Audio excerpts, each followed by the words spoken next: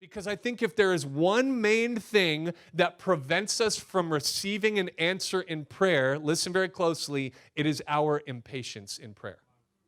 Right? Because don't we like our prayer answers like we like our popcorn? Instant, in about 2.5 minutes.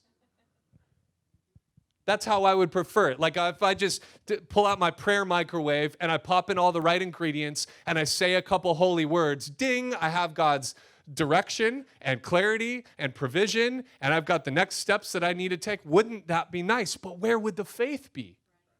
Where would the faith be if all that we had to say was the right combination of a few things and immediately God had given us the direction and the answer? I believe that there will be things in your life that will look a lot less like a microwave and a lot more like a crock pot. Come on, Southern people, right? There's just no substitute for the time and the soaking in God's presence.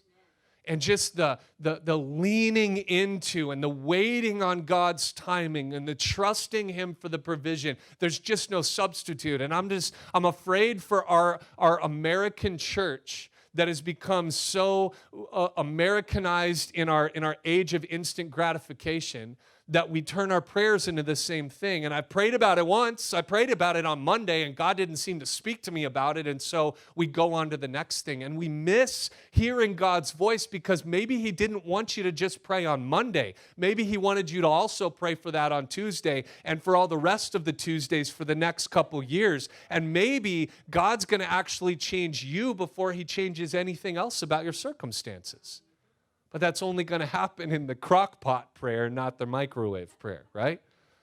I feel like I could use that terminology to our Southern folk, like our crock pots. There's just no time. There's just no substitute for the time spent in prayer. And so there will be, I hope, I pray, I know that I can say this for Jen and I hope that this is the same for you. I hope there are things that you are praying for that in God's grace, He won't answer for months or years until you've just trusted Him and built and leaned into your relationship with Him for years and years and years. Do you have the patience and the faith to keep praying when it doesn't seem like God's given you anything new for weeks or months or years?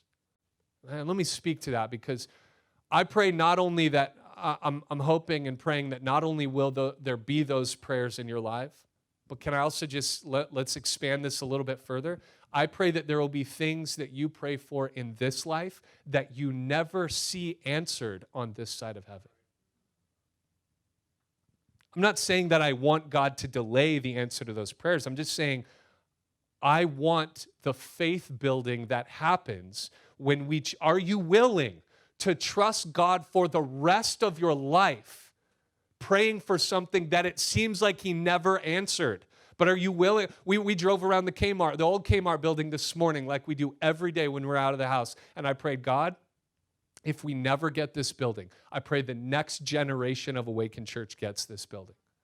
So what if I pray for 30, 40, 70 years, however much time I have left? That would make me 106. I don't know if I got that long, but I'll pray at 106 if my heart's still beating. I'll still be praying.